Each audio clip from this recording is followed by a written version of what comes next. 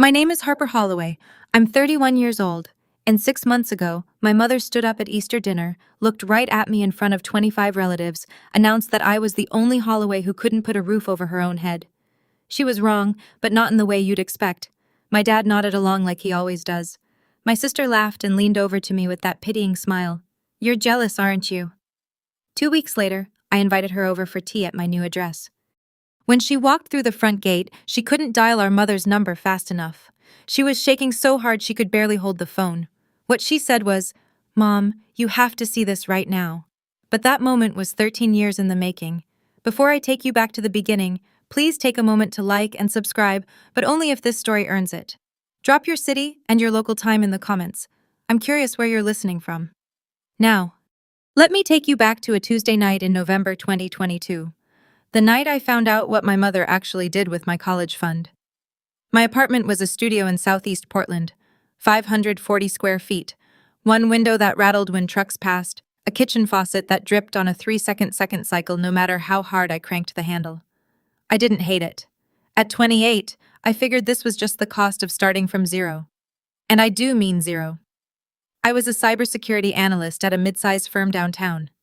My first real title after 4 years of grinding through contract gigs. Salary $68,000 before taxes. Student loan payment $1,400 a month. I ate a lot of rice and frozen vegetables.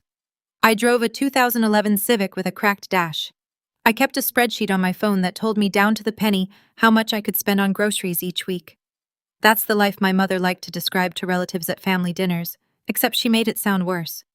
Here's what she didn't describe. The reason I had student loans in the first place.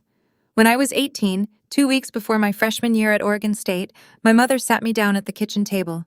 Her voice was soft, the way it gets when she's delivering bad news she's already rehearsed. "Sweetheart, your college fund, it didn't survive the market. It's gone." "I'm so sorry," I cried. She held me. Then she helped me fill out federal loan paperwork the next morning like it was the most natural thing in the world. Meanwhile, my sister Meredith had bought her first house at 27, 4 bedrooms in Lake Osco.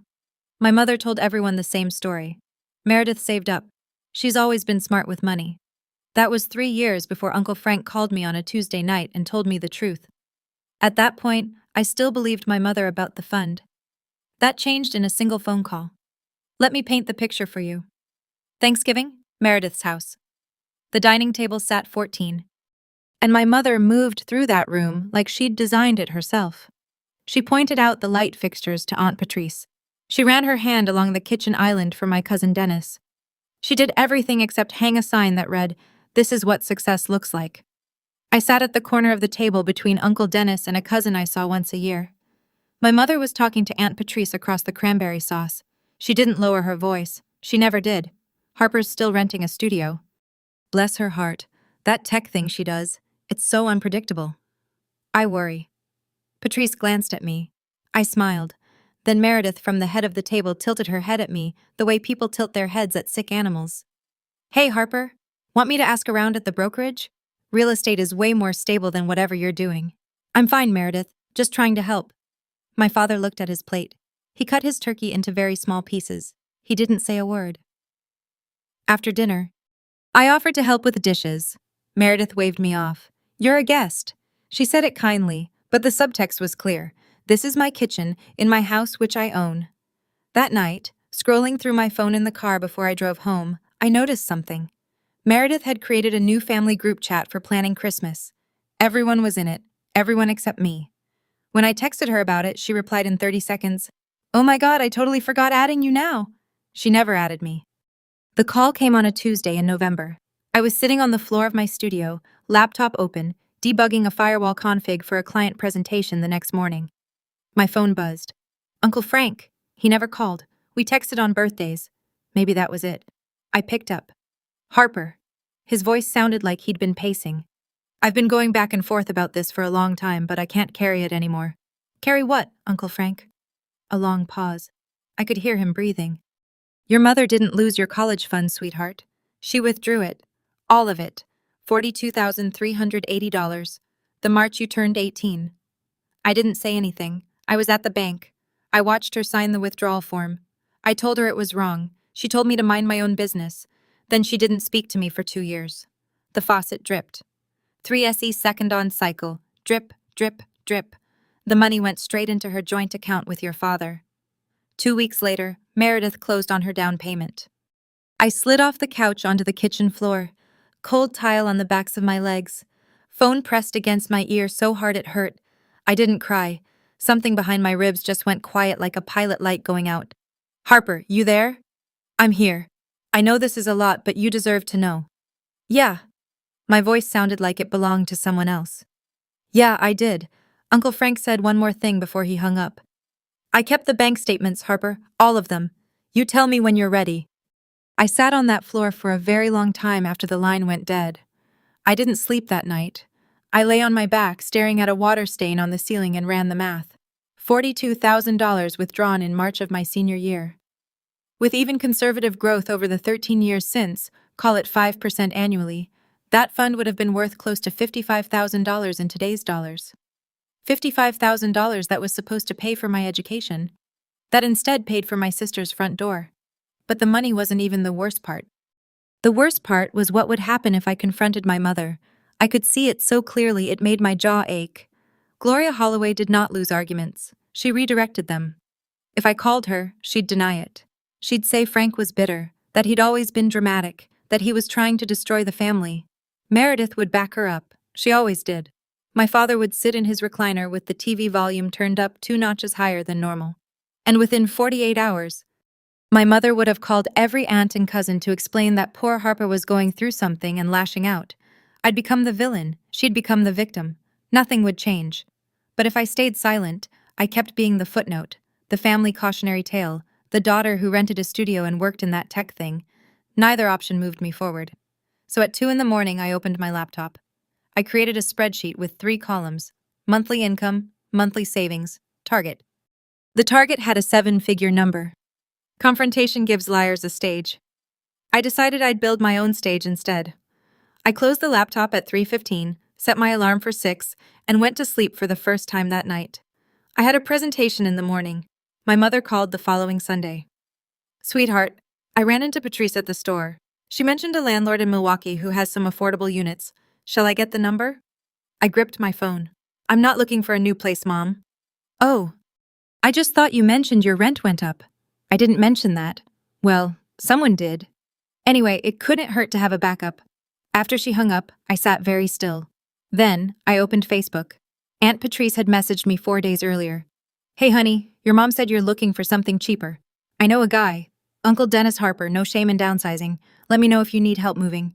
My cousin Laura, your mom told my mom you're in a tough spot. Thinking of you. My mother had turned me into a charity case. She'd called every branch of the family tree and told them I was drowning without ever asking me how I was actually doing. I scrolled through 7 messages, 7 different relatives, all parroting the same story. Gloria Holloway's version of my life distributed like a press release. Then I noticed Meredith's Facebook post from that morning. A photo of her newly remodeled kitchen, white quartz countertops, brass fixtures, caption, "So grateful for this space. Thanks, Mom, for always believing in me." The post was dated November 17th, my birthday. I put the phone down. I opened my spreadsheet. I adjusted the savings column upward by $200 a month. That meant no eating out, no new clothes, no streaming subscriptions. I was fine with that. My mother measured my worth in square footage. I was done converting.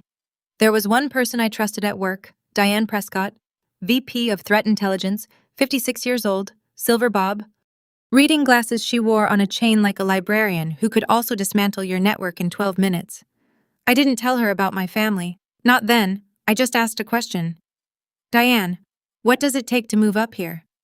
She looked at me over those glasses. You're already doing the work, Harper. You just need to stop being invisible. She pushed a file across her desk. A proposal for a new enterprise security audit, our biggest client, a regional hospital chain. The previous team lead had quit mid-project. This is yours if you want it. It's ugly, tight deadline, but if you land it, people above me will know your name. I took the file. For the next 11 months, I worked 12-hour days, sometimes 14. I lived on coffee and meal-prepped chicken. I automated 40% of my paycheck into an investment account, index funds, nothing fancy, and pretended that money didn't exist. I stopped sharing anything about my job with my family, not because I was hiding it, Because every time I'd mentioned work before, my mother had waved it off like I was describing a hobby. That computer thing. Are they even going to keep you? The last time I told her about a project win, she'd changed the subject to Meredith's new patio furniture within 2 sentences. So I just stopped and nobody noticed. The hospital audit shipped on time, under budget. The client renewed for 3 years. Diane sent me a 2-line email the day the contract closed. Nice work. Come see me Monday. 12 months later, Diane called me into her office. I thought I was in trouble. I was wrong. A year can change everything if you let it. Diane promoted me to team lead. Salary jumped to $112,000. New badge, new floor, new title on the company directory. I didn't post about it. I didn't call anyone. I just updated my spreadsheet. Christmas came around. Meredith hosted as always. Her house smelled like cinnamon and new paint. She'd remodeled the living room. $30,000. She announced to the room within 5 minutes of our arrival. Shiplap accent wall, recessed lighting, a 75-inch TV mounted like a museum piece. My mother walked guests through like a docent. Meredith picked the wood herself. Isn't she talented? This kitchen layout was entirely her idea. Then she found me by the drink table. So, still renting that little place? Yes, Mom. Well, at least you're saving, right? Her voice dripped with the kind of sympathy you offer strangers at a bus stop. Meredith appeared at her elbow. You know, Harper, if you'd listened to me about real estate. I'm fine, Meredith. I'm just saying I could have gotten you into the market years ago. Sure, you don't have to be defensive. I'm not. My mother patted Meredith's arm. Your sister bought this kitchen herself. That's what a plan looks like, Harper. I sipped my water, smiled, said nothing. Later, in the hallway by the bathroom, Todd, Meredith's husband, stopped me. He was holding 2 beers and looked like he wanted to be anywhere else. Hey, your mom talks a lot. He handed me a beer. Don't believe everything. I looked at him. He shrugged and walked away. It was the kindest thing anyone in that house said to me all night. February, a Wednesday evening. I was debugging a server migration when my phone buzzed. A voicemail from a number I didn't recognize. Male voice, mid-40s, cheerful in that forced way people get when they've been told to call someone. Hey Harper, this is Greg. Greg Whitaker, your mom gave me your number. She says we'd really hit it off. I'm in commercial insurance. Got a place over in Beaverton. Anyway, give me a ring when you get a chance. I deleted the message. 20 minutes later, my mother texted Gloria. Greg is a catch. Harper, his mother says he owns his house outright. Harper, I didn't ask you to set me up, Mom. Gloria, you're 31. No house, no husband. I'm trying to help. Harper, I said no. Gloria, he owns a house. Harper. Good for him. Gloria, you're going to end up alone. I stared at the screen. My thumb hovered over the keyboard for maybe 10 seconds. Then I locked the phone, set it face down on the desk, and went back to my server migration. She measured every milestone against real estate and a marriage license. 31 in single crisis, 31 in renting, emergency. It didn't matter that I led a team of 9 people. It didn't matter that my company had trusted me with a 7-figure client portfolio. None of that registered on Gloria Holloway's scoreboard. I finished the migration at 11:40 that night. Clean deployment, 0 downtime. My team slacked me a string of party emojis. I made a cup of tea, sat on my studio floor, and thought about Greg Whitaker and his house in Beaverton. Then I opened Zillow. Not for Greg, for me. 6 months after that, everything accelerated. Diane promoted me again. Senior manager, salary $145,000 plus bonus. The index fund I'd been feeding for 2 years had nearly doubled. My spreadsheet, the one I'd built at 2 a.m. on that cold November night, finally had numbers that meant something. I started driving through neighborhoods on Saturday mornings, alone, coffee in the cup holder, phone on silent. I didn't tell anyone. Not Diane, not Uncle Frank, not a soul. I wasn't looking for a house. I was looking for a feeling. I found it on a hillside in West Hills. 4 bedrooms, a wraparound deck that overlooked a valley of Douglas firs, floor-to-ceiling windows in the living room that turned the sunset into a wall of amber and copper. Hardwood floors, stone fireplace, a kitchen island with space for 6 people to sit and nobody to feel like they were at the kids' table. The listing price was $950,000. I ran the numbers twice, called my financial advisor, reviewed my portfolio. Then I called the listing agent and made an offer. 3 weeks later, I sat in a title office and signed my name 47 times. They handed me a key and a folder containing the deed. I walked to my car, sat in the driver's seat, held the key in my palm. It was warm from the title agents. I didn't call my mother. I didn't text Meredith. I didn't post anything. I just drove to my new house, unlocked the front door, and stood in the empty living room while the last bit of daylight slid down the far wall. I had the key. I had the deed. What I didn't have was a reason to tell my family. Not yet. I moved in on a Saturday in early January. No moving truck, no fanfare. Just my Civic packed tight with whatever mattered. Clothes, laptop, a box of books, a cast iron skillet that had survived 4 apartments. The house was empty and enormous. My footsteps echoed off the oak floors. Sunlight came through the wall of glass in the living room and through long rectangles across the bare floor. Outside, Doug firs swayed in a breeze that smelled like rain and cold earth. I bought furniture slowly. A couch first, gray, deep cushioned, big enough to disappear into. Then a bed frame, a kitchen table I found at an estate sale in Selwood, solid maple, slightly scarred. I liked the scars. They made it feel earned. One weekend, I painted the living room wall behind the fireplace warm white. It took 2 coats and most of a Sunday. My arms ached. I didn't mind. The only person I invited over was Diane. She stood in the entryway, looked up at the veited ceiling, then out through the glass at the valley below. She was quiet for a long time. "This is stunning, Harper. Does your family know?" "Not yet," she studied my face. "You're not punishing them by hiding this. You're protecting yourself." "Maybe." I poured her a glass of wine. "Or maybe I just don't want to hand them another thing to ruin." That night after Diane left, I unpacked a file box I'd been avoiding. On top was the deed to the house. Beneath it was a folded document in a manila envelope, the one Uncle Frank had mailed me the week before. I looked at it. Then I put both documents in the top drawer of my desk. There was a second document in that drawer. I wasn't ready to look at it yet. In March, Meredith's daughter, Lily, turned 4. Birthday party at Meredith's house. The whole family crammed into the backyard under a rented canopy. I brought a stuffed elephant and a card with a 20 inside. Lily hugged my leg and ran off. That part was good. Then my mother introduced me to her new book club friends who'd come for the party. "This is Harper, my youngest." She put her hand on my shoulder. "She's still finding her path. I'm a senior manager and cybersecurity mom." My mother laughed. Not at the joke because there wasn't one, but in the way people laugh to fill a gap. "Oh, those tech titles. They change every week, don't they?" Meredith, passing behind us with a plate of cupcakes. "At least she has a good attitude about it." The book club women smiled politely. I smiled back. Then I noticed someone I hadn't expected to see. Uncle Frank was sitting in a lawn chair by the fence, a paper plate balanced on one knee. He'd been reinvited to family events about a year ago after 2 years of Gloria's freeze-out. He kept to himself mostly, but when I crossed the yard, he looked at me and gave me a single slow nod. I sat beside him. "The bank statement I sent you," he said quietly. "Your mother's signature is right there. Date. Amount, account number. You read it?" "Not yet, Uncle Frank. Soon. Take your time. It's not going anywhere." Across the yard, my mother watched us. I saw her expression shift just for a half second. Something tightened around her eyes. Then she turned to Aunt Patrice and launched into a story about Meredith's new pergola. "Frank," she called across the yard, just loud enough. "Don't fill her head with your nonsense. You always dramatize." Frank took a sip of his lemonade and said nothing. That night, I drove back to West Hills. I made a cup of chamomile. I sat at my kitchen table, the scarred maple one, and pulled the manila envelope from my desk drawer. For a minute, I just held it. Then I opened it. The document was a bank statement from Pacific Northwest Federal Credit Union.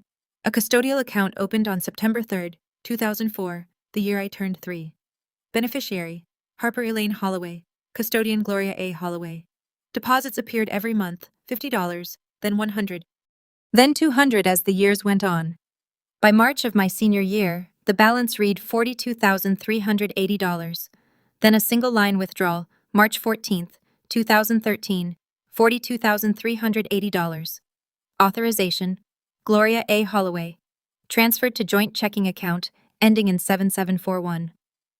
I stared at the numbers. My mother's signature was at the bottom of the authorization page.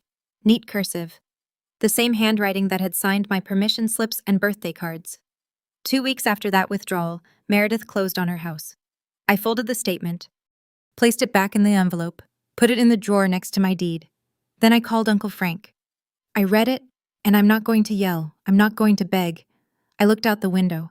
City lights scattered across the valley floor like a second set of stars. I'm just going to be ready when the moment comes. That's my girl. We were quiet for a moment. Then he asked, when Easter is 8 weeks away, Meredith's hosting 25 people. I know, I might need you there. I'll be there. I hung up and washed my tea mug, dried it, put it away. Easter was 8 weeks out, 25 hallways under one roof, and for the first time in years, I was looking forward to it. Easter Sunday arrived the way Oregon Aprils do. Cold in the morning, bright by noon, the kind of sky that couldn't decide between rain and mercy. Meredith's house was already full when I pulled up. Cars lined the cul-de-sac. Through the front window I could see bodies moving, platters being passed. My mother's silhouette directing traffic in the dining room. I sat in my car for 30 seconds, breathed. The house was decorated to within an inch of its life, tulips in every vase, a centerpiece made of moss and ceramic rabbits, linen napkins. Meredith had gone all out, and my mother had clearly helped. Her fingerprints were on every detail. I walked in wearing a simple navy blouse and jeans. No jewelry, no statement piece. I hugged my Aunt Patrice, shook Uncle Dennis's hand, kissed Lily on the forehead. My mother found me within 3 minutes. Harper, you look thin. Are you eating? Hi, Mom. Happy Easter? Doesn't she look thin? This to Patrice, who nodded diplomatically. I poured myself a glass of sparkling water and stood near the kitchen island while my mother gave tours. Meredith just had the living room repainted. Faro and Ball, she picked the shade herself. Those floors are original oak. Meredith had them refinished. The deck extension was Meredith's idea. Every sentence was a ribbon tied around Meredith's life, presented to the audience for applause. Todd appeared beside me with a plate of deal-old eggs. Brace yourself, he said under his breath. Your mom's in performance mode. I took an egg. I know, she's been rehearsing the toast since Thursday. I looked at him. Toast? Todd went slightly. You'll see. I didn't need to brace. I'd already decided what I was going to do after dinner. Not during, after. After the meal. Everyone drifted into the living room, kids on the floor, adults in chairs. My mother stood in the center, wine glass raised, glowing like a woman who had rehearsed this exact moment in her bathroom mirror. I just want to say a few words. She looked around the room. Meredith, thank you for hosting, for opening your beautiful home to all of us. She swept her hand wide. This house, this life you've built, this is what hard work looks like. The room applauded. My mother smiled. Then she turned to me and Harper. Honey. Her voice dropped into that register. The soft one. The one that sounds like compassion but cuts like a credit check. We're all rooting for you. One day you'll get there. A few people laughed, short uncomfortable. My cousin Laura looked at her shoes. Uncle Dennis coughed. Meredith leaned toward me from the next chair, close enough that 5 or 6 people could hear.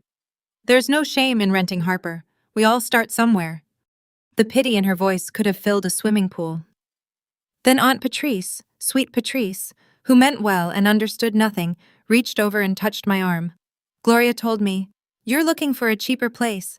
I know a wonderful landlord in Milwaukee. The room got quieter, heads turned. My mother had told everyone. Every single person in this room believed I was struggling, downsizing, barely scraping by. She'd built that narrative so carefully over so many years that it was now the only version of me any of them had ever known. I'm not looking for a cheaper place, Patrice. Oh, honey, there's no shame in asking for help. I didn't ask. My mother's chin lifted. Your pride will be your downfall, Harper. I set my glass down. I didn't say another word. Not yet. It happened in the hallway 10 minutes after the toast. Meredith caught me as I was heading toward the coat closet. She positioned herself between me and the front door, arms crossed, head tilted. 5 or 6 people lingered within earshot. Patrice, Dennis, Cousin Laura, Todd. Honestly, Harper. Meredith's voice was half whisper, half performance. Are you jealous? It's okay to admit it. Jealous of what, Meredith? She waved her hand in a slow circle. The house, the life, the fixed-rate mortgage, and the shiplap accent wall, and the $30,000 kitchen. Of this, I worked for this. I looked at her. Held her gaze for 3 full seconds. The hallway was very quiet. I'm sure you did. Something flickered across her face. What's that supposed to mean? Nothing. It means I'm sure you did. She stared at me. I didn't blink. She couldn't read me, and that scared her more than any insult would have. She turned and walked back to the living room. I heard her voice, pitched to Carrie. Mom, Harper's being weird again. My mother's sigh was audible from 20 feet away. She's always been the difficult one. In the corner of the living room, Uncle Frank set his coffee cup down on the end table. Slowly, his eyes moved from Meredith to Gloria and stayed there. Gloria noticed. For just a second, she met his stare. Then she turned away and started clearing dessert plates as if she hadn't seen him at all. But I'd seen it. That tiny flinch. That half second where my mother remembered that Frank knew something she'd spent 13 years burying. I picked up my jacket. It was time to plant the seed. I had my coat on, keys in my hand. My mother was already halfway through her closing commentary. Harper always leaves early. It's just her way. When I stopped at the edge of the living room. Actually, Meredith. My sister looked up from the couch mid-con conversation with Patrice. I'd love to have you over for tea this Saturday. I have a new place. The room shifted, not dramatically, just a small atmospheric change, like a barometric drop before a storm. Gloria frowned. A new place? What new place? I just moved. Nothing big. I kept my voice light. Saturday, 2 o'clock. Meredith's confusion was genuine. She wasn't faking it. You moved and you didn't. When did you? It happened fast, Mom. I shrugged. I'll text Meredith the address. Meredith looked at Gloria.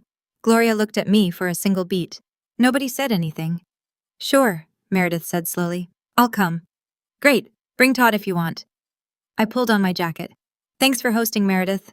Dinner was lovely. I walked through the front door and didn't look back. The evening air hit my face, sharp and clean. Behind me, I could hear my mother's voice already recalibrating. She's probably renting another apartment. You know how she is. But I caught one other thing as the door closed. Uncle Frank still in his corner chair watching me leave. He was smiling. First time all night. I drove home. My home through the dark hills. The trees were black against a slate sky. My hands were steady on the wheel. Saturday was 5 days away. For the first time in years, I couldn't wait to open my front door. Okay, pause. Before Meredith shows up at my door, I want to ask you something. Have you ever had someone in your family take credit for something that was yours? Or spread stories about you that weren't true just to make themselves look better? Drop it in the comments. I want to hear your story. And if you've made it this far, hit subscribe. You don't want to miss what happens when Meredith walks through that gate. Let's keep going. Saturday came slowly. I spent the morning cleaning, not because the house was dirty, but because I needed something to do with my hands. I vacuumed the already clean hardwood. I wiped down the granite island even though no one had used it. I arranged 2 ceramic mugs on the counter side by side. Then I baked scones, lemon, and blueberry. The recipe was from a cookbook I'd found at Goodwill my first month in the studio apartment. The scones came out golden and slightly uneven. Perfect. By 1:30, the house smelled like sugar and citrus. Afternoon light poured through the living room glass and turned the oak floor into something honeyed.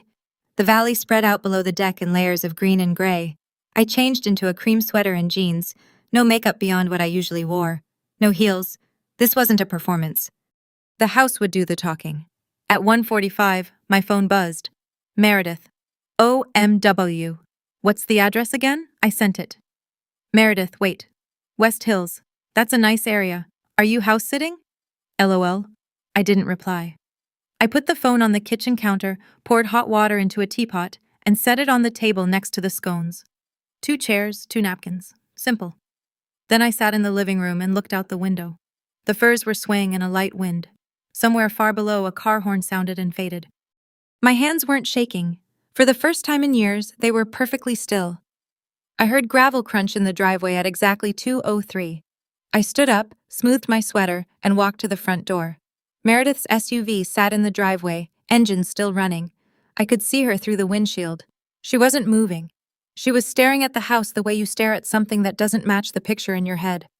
She turned off the engine, got out, stood on the driveway with her purse hanging from one hand and her mouth slightly open. I opened the front door. Hey, come on in. Tea's ready. She walked up the stone path. Her heels clicked on the pavers. She stopped in the entryway and looked up. Vated ceiling, the staircase with its iron railing, the living room visible through the archway, the wall of glass, the valley. She turned in a slow circle. Her hand went to her mouth. This is your place? Yes. You bought this? I did. She walked into the kitchen, touched the granite island, opened a cabinet, closed it, walked to the glass wall, and stood there staring at the view. Harper. Her voice was smaller now. How? I worked, I saved, I invested. But you were renting. I was. Now I'm not. She stood in my living room for what felt like a full minute without speaking. Then her face crumpled.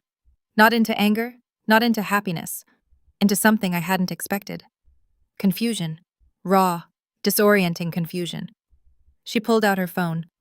Her fingers were shaking. She hit dial, pressed the phone to her ear, waited one ring, 2 ohm. Her voice cracked. Mom, you need to come here right now. You have to see this right now. I heard Gloria's voice through the speaker, tinny and alarmed. What? What is it? Are you hurt? Just come. I'll send you the address. Meredith hung up and looked at me. I gestured to the kitchen table. Would you like sugar in your tea? Gloria arrived in 19 minutes. That's fast. From Lake Oswego to West Hills on a Saturday, she must have driven like the house was on fire. I heard 2 car doors, my mother's heels on the stone path fast and sharp, my father's slower steps behind her. Meredith opened the front door before I could. In here, come in. Gloria stepped into the entryway. She was wearing a lavender cardigan and the pearl earrings she saved for events. She must have been getting ready for something when Meredith called. She looked up. She stopped. 5 seconds. No sound except the wind through the trees outside. What is this? My house. Mom. Welcome. She walked forward as if the floor might not hold into the living room. She touched the back of my couch, looked at the fireplace, the stone mantel, the built-in bookshelves I'd been slowly filling. She walked to the glass wall and stared at the valley. But you never said. Her voice was thin. How could you afford? I've been a senior director at my company for a year, Mom. My salary and investments covered it. Senior director? Since when? Since you stopped asking about my job? She turned around. Her face was the color of paper. Richard stood in the doorway. He hadn't moved past the threshold. His eyes were red. His chin was trembling. I'm proud of you, Harper. His voice barely held together. It was the first time he'd said those words to me in my adult life. Gloria spun toward him. Did you know about this? No, I didn't. Then my father did something I'd never seen before. He walked across the room and put his arms around me. Gloria stood 3 feet away outside the embrace, face white, hands at her sides. My father held me for a long time. He smelled like sawdust and Old Spice, same as when I was 10, same as always. His hands shook against my back. When he let go, the room had shifted. Meredith was sitting on the edge of the couch, knees pressed together, staring at the floor. Gloria hadn't moved from her spot by the window. And then Meredith said the thing that cracked the dam. I don't understand. She looked up at me. How did you save enough? You had student loans, massive ones. Yes, I did. I mean, neither of us had a college fund. Mom said both funds were lost and the yours wasn't lost, Meredith.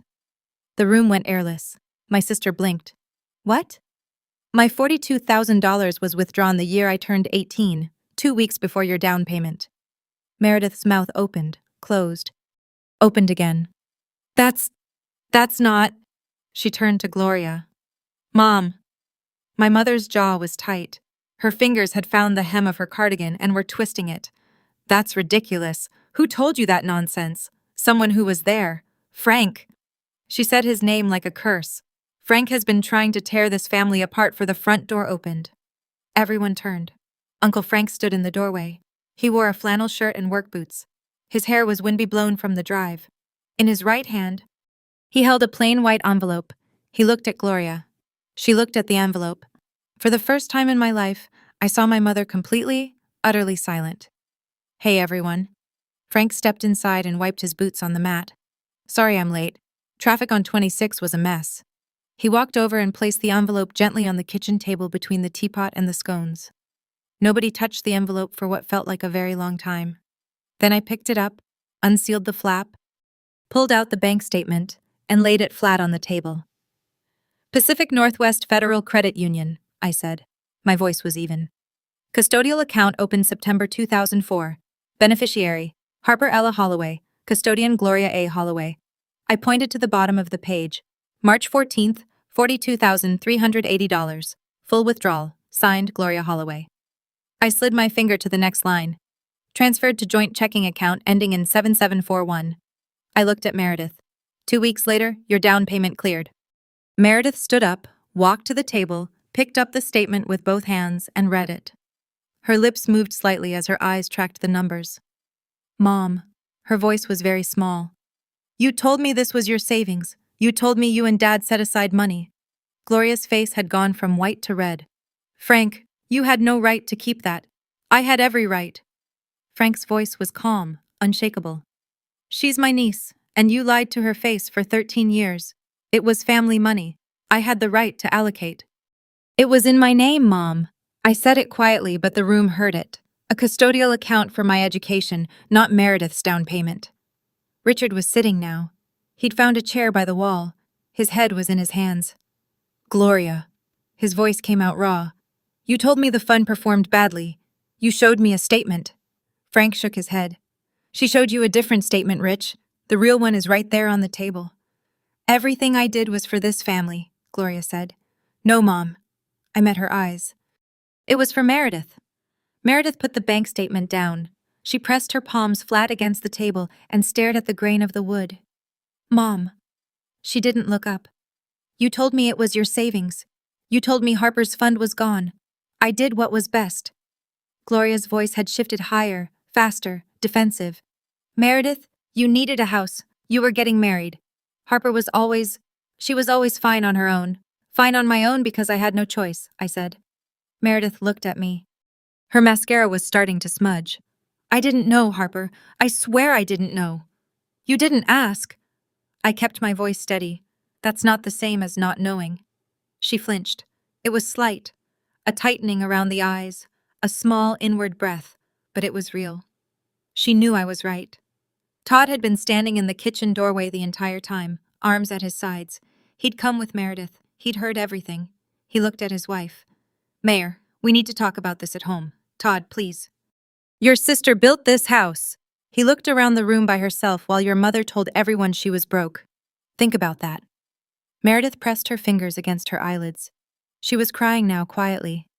The way people cry when the tears have been waiting a long time. Richard finally lifted his head. His voice was barely above a whisper. Gloria, you told me the fund performed badly. I saw a statement. It showed losses. Frank crossed his arms. She showed you a manufactured summary. Rich. The real account record, the one from the credit union, has her signature on the withdrawal. It's not ambiguous. Richard looked at his wife of 36 years. She looked at the floor. He didn't say anything else. He didn't need to. My mother tried one more time. Harper. She straightened her spine, found her voice, the one she used at PTA meetings, at holiday tables, at every occasion where she needed to be the authority in the room. After everything I've done for you, I raised you. I fed you. I kept this family together. You raised me.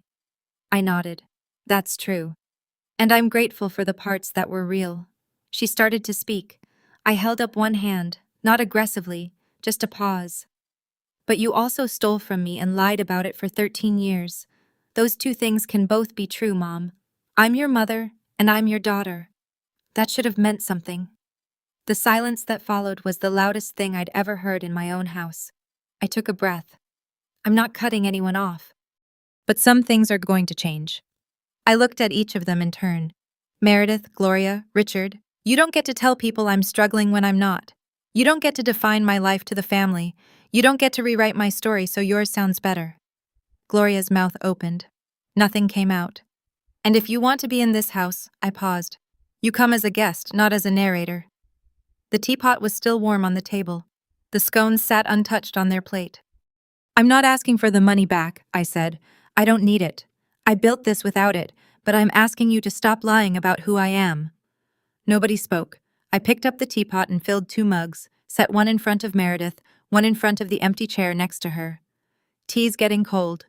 Gloria, for the first time in my memory, had absolutely nothing to say. If you've ever had to set a boundary with someone who raised you, and I know that's one of the hardest things a person can do, drop A in the comments. And if this story is hitting close to home, share it with someone who needs to hear it today. Sometimes knowing you're not alone makes all the difference. Let's keep going. There's more. The fallout was fast.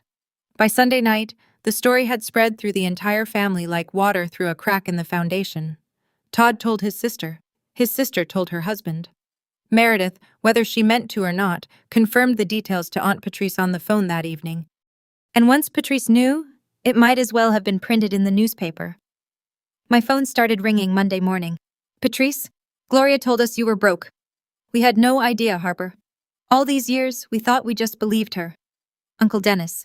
Kid, why didn't you ever say something? Would you have believed me over her? The silence on the other end was its own answer. Cousin Laura sent a text. I feel sick. I'm sorry for every time I offered you help you didn't need. Over the next week, relatives started calling Gloria, not to comfort her, to ask questions, hard ones, the kind she couldn't redirect with a laugh or a wave of her hand. Gloria's response was predictable. She blamed Frank. He's always been jealous of our family. He's trying to destroy everything I've built. But there was a bank statement on a kitchen table in West Hills with her signature at the bottom. You can't talk your way around ink on paper. One by one, the calls to Gloria stopped. Not with dramatic confrontations, just silence. Patrice didn't invite her to book club that month. Dennis didn't ask her to organize the 4th of July cookout. Cousin Laura removed Gloria from the family group chat, the one I'd never been added to. My mother lost the one thing she valued more than money, the narrative. For 13 years, she had been the author of every whole story. Now the family was reading a different version, and they believed it because it was true. Meredith called 3 days later. I was on my deck watching a red-tailed hawk ride a thermal above the valley. My phone buzzed. I let it ring twice before I answered. Harper. Her voice was smaller than I'd ever heard it. I keep thinking about that bank statement. Okay.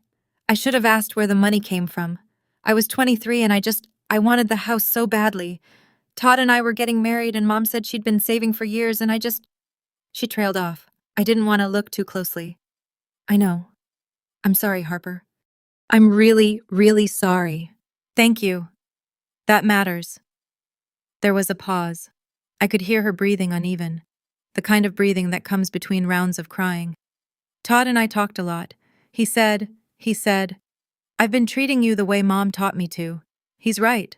I see that now. Meredith, I don't need you to be perfect. I just need you to be honest. She made a sound that was half laugh, half sob. That's the scariest part. We sat in silence for a moment, not the uncomfortable kind. The kind that means something's shifting, even if you can't name it yet. Then she said something I didn't expect. Todd almost left me last year. Did you know that? No. Mom was calling every day telling me how to raise Lily, how to decorate the house, what Todd should be doing with his career. Todd said he didn't marry Mom, he married me. And if I couldn't see the difference, he was done. I didn't want to see it, she said quietly, because if I saw it, I'd have to give something back. I let that sit. I didn't need to add anything. 2 weeks later, my mother called. I was making dinner. Roasted chicken, rosemary potatoes, green salad. I answered on the 4th ring. Harper. Her voice was different, quieter, stripped of the usual polish. Hi, Mom. Nobody calls me anymore. Patrice won't return my messages. Dennis told me he needs space. She said the word like it tasted foreign. Your sister barely speaks to me. That's not my doing, Mom. I just wanted Meredith to have a good start. That's all it was at my expense, without telling me, without asking. A long silence. I thought you'd never find out. I turned down the stove, leaned against the counter. That's the part that hurts the most, Mom. Not the money. The fact that you were comfortable lying to me forever. I could hear her breathing quick and shallow. The way you breathe when you're trying not to cry. For a moment, I almost felt sorry for her. Almost. Can we just go back to normal? No. But we can go forward if you're willing to be honest. She didn't respond for a long time. I could hear the clock ticking in her kitchen through the phone, the same clock that had hung over the stove my entire childhood. I don't know how, she finally said. I closed my eyes. That's the first honest thing you've said to me in 13 years, she hung up. I finished making dinner. The next Saturday, my doorbell rang. It was my father alone. No, Gloria. He was holding a toolbox. Your deck railing looked loose when I was here last time. You want to fix it? If you'll let me. I held the door open. He stepped inside. We didn't talk much that afternoon. He fixed the railing. I made coffee. We sat on the deck and watched the light change. It wasn't much, but he was there. Summer came. I stood in a conference room on a Tuesday morning while Diane introduced me to the entire company. New title, Vice President of Security Operations, 200 people on the Zoom call. 3 offices watching on the big screen. Diane said Harper Holloway has been the backbone of our security practice for 3 years. She's earned this every single day. People applauded. I thanked them and sat down. My hands were steady. I didn't post about it. I didn't tell my family. Not yet. Some things you hold for yourself first. The following weekend, I invited Uncle Frank over for dinner. He showed up with a bottle of Willamette Valley Pinot Noir and that quiet grin he gets when he's holding something back. We ate on the deck. The sunset turned the valley into copper and violet. The firs swayed in a warm breeze. After dinner, Frank sat down his glass and looked at me. Your grandmother would have been proud, Harper. I paused. Grandma Margaret? She's the one who opened that fund for you, not your mother. Margaret started it the year you were born. $50 a month from her Social Security check. She told Gloria to keep it for your education and nothing else. I put my fork down. Mom never told me that. No, she wouldn't have. My grandmother had died when I was 14. I remembered her hands always warm, always smelling like lavender soap. I remembered her saying at every visit, "You're the stubborn one, Harper." She'd say it like it was the best thing a person could be. I cried first time in this entire story. Not from sadness. From knowing that even when nobody in my house was watching out for me, someone had been. From the very beginning, Frank handed me a napkin and didn't say a word. Meredith and I started meeting once a month, never at either of our houses. Neutral ground, a coffee shop on Division Street with wobbly tables and espresso that could strip paint. The first few times were awkward. Lots of silences, lots of stirring drinks that didn't need stirring. But we kept showing up. She told me about couples therapy with Todd, about learning to hear her own voice instead of Gloria's. About the moment she realized she'd been performing her entire adult life, staging her home, curating her Facebook, measuring her worth by the same ruler our mother had built. I was so busy proving I was the successful one. She said that I never asked if I was happy. I didn't have an answer for that, but I listened, and sometimes that's enough. In September, a letter arrived at my house. No return address I recognized. Inside a single page, handwritten. My mother's handwriting. The same neat cursive that was on the bank withdrawal form. Harper. I made choices that weren't mine to make. I'm trying to understand why. I don't know if I can explain it, but I'm trying. Mom, no. I'm sorry. No grand apology. Just an opening. Small and uncertain, like a crack in a wall. I read it twice, folded it carefully, put it in the top drawer of my desk, next to the deed and the bank statement. 3 documents that told the story of who my family was and who we might become. A week later, Meredith invited me to Thanksgiving, her house. You don't have to come, she said, but I'd like you there. Will Mom be there? Yes. I thought about it for exactly 1 day. I'll come, but I'm driving myself and I'll leave when I'm ready. That's fair. It was for the first time. It actually was. I'm sitting in my living room right now telling you this story. The fire's going. There's a cup of coffee on the side table that's gone lukewarm because I've been talking to you for a while. Outside, the valley is gray-green under low clouds, and the firs are doing that slow sway they do when the wind can't decide which direction to blow. My mother measured success in square footage. My sister measured it in comparison. My father measured it by keeping the peace, which it turns out isn't the same as keeping anyone safe. And me? For a long time, I measured it in silence. The kind of silence that builds things nobody sees coming. I don't hate my mother. Hate is heavy, and I've been carrying enough. I don't hate Meredith either. She's trying clumsily, imperfectly, and that counts. What I stopped doing was waiting for them to see me, waiting for them to give me permission to be proud of what I'd built. Waiting for the version of my mother who would look at my life and say, I was wrong. I built something they couldn't ignore. Not to punish them, not to prove them wrong, but because I deserved a life that wasn't written by someone else. If you're in a family where your worth gets measured by someone else's ruler, put the ruler down. You don't have to break it. You don't have to throw it away. Just put it down and pick up your own. The front door to my house has a deadbolt that I paid for on a door that I chose in a home that I earned. But the best part isn't the house. The best part is that I'm the one who decides who gets the key. 3 things I learned the hard way. 1. Silence isn't weakness. Sometimes it's strategy. The loudest response I ever gave my family was a house on a hill and a teapot on the table. 2. You don't owe anyone a confrontation, but you owe yourself the truth. The bank statement didn't fix everything, but it meant nobody could rewrite my story again. 3. Boundaries aren't walls, they're doors with better locks. My mother can knock. She just can't walk in and rearrange the furniture anymore. If any of this hit home, leave a comment and tell me which of those 3 lessons landed the hardest for you. I read every single one. And if you want to hear another story about someone who refused to stay small, I've linked one in the description that I think you'll love. Thank you for staying until the end. I mean that. I'll see you in the next one.